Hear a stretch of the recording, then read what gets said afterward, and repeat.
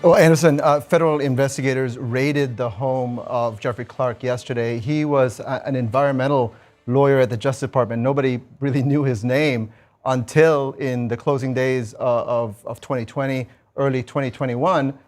President Trump at the time was trying to figure out a way to install him at the head of the Justice Department. He wanted to make him Attorney General because he was willing to carry out the former president's wishes to send letters to the states, essentially saying that the Justice Department believed that there was sufficient fraud to investigate. This was obviously central to the former president's effort to essentially set aside Joe Biden's victory and to get the states to send these fake electors and find a way for Trump to remain in power. And so Clark was willing to do that. There was this extraordinary meeting at the Justice Department on a Sunday, January 3rd, a couple of days before January 6th, where Jeffrey Clark and Jeffrey Rosen, who was the acting Attorney General at the time, essentially were in the White House for hours as Trump sort of lorded over this apprentice-style competition between Jeffrey Clark and Jeffrey Rosen, who was going to be the Attorney General at the end of that day.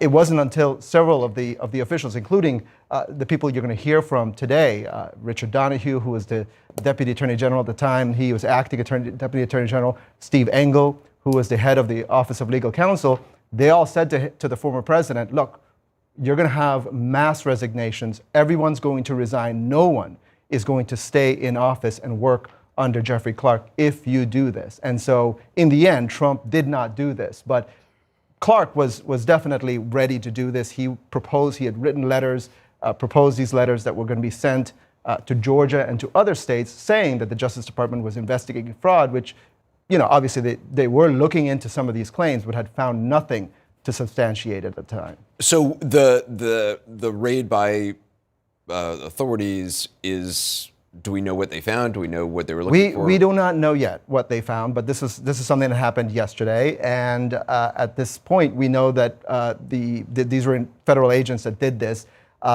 This means, obviously, that there is something that Jeffrey Clark is at the center of, that the Justice Department is investigating, and that whatever evidence is inside his home, which is in Northern Virginia, is of interest to investigators, and that they believed they couldn't just go ask him for it, right? They had to believe, they had to make the case to a magistrate, to a judge, that there was some risk that simply asking him for the information, there could be, you know, destructive evidence and so on. So that's the reason, that's the way you get to this extraordinary step that you'd have a raid by federal agents on a former top Justice Department official, you know, again, somebody who was at the center of this effort by the former president to sort of use the Justice Department to kind of find a way to remain in power. I should say, the U.S. Attorney's Office here in Washington, which is overseeing the January 6th investigations, told me that, you know, they could only confirm that there was investigative activity